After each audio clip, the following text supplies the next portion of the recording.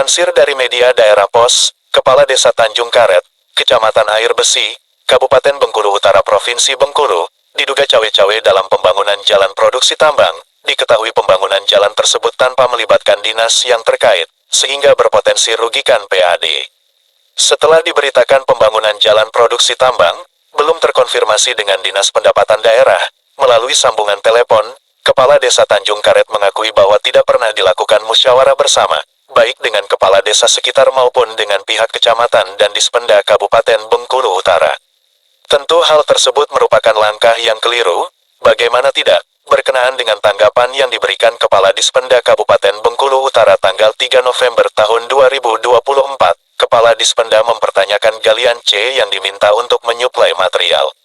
Karena menurut Kepala Dispenda, sebelum menyuplai material jalan, mestinya terlebih dahulu membahas mengenai pajak galian C. Sebelum kekeliruan yang terjadi semakin jauh, maka sudah sepantasnya Ketua DPRD Kabupaten Bengkulu Utara memanggil kepala desa yang diduga cawe-cawe, juga para pihak yang mestinya terkait dengan pembangunan jalan produksi tambang tersebut. Guna pemanggilan dilakukan ialah untuk mencari benang merah demi untuk meminimalisir masalah timbul di kemudian hari. Bila pemanggilan dapat dilakukan oleh Ketua DPRD, maka ada dua hal positif yang dapat dipetik. Pertama, memberi pemahaman terhadap kades yang diduga cawe-cawe, agar kedepannya tidak lagi melakukan hal yang seperti demikian, bahkan juga dapat dijadikan pedoman bagi kades yang lainnya, untuk tidak mengabaikan tentang pentingnya berkoordinasi dalam dunia birokrasi.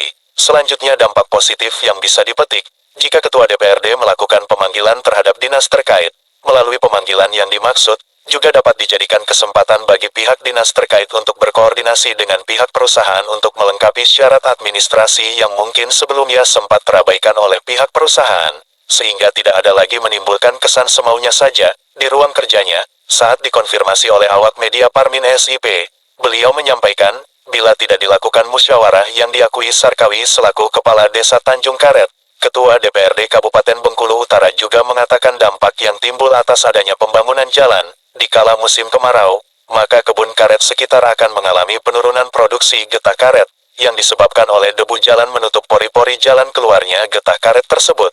Mestinya di awal dilakukan musyawarah bersama, guna untuk mendapatkan komitmen terhadap masalah yang akan timbul di kemudian hari.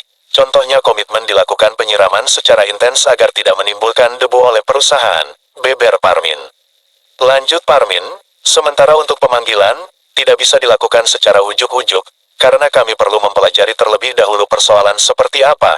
Yang jelas PT PMN, waktu saya masih di Komisi 3, kami saja pernah ke sana dan tidak mendapatkan akses masuk.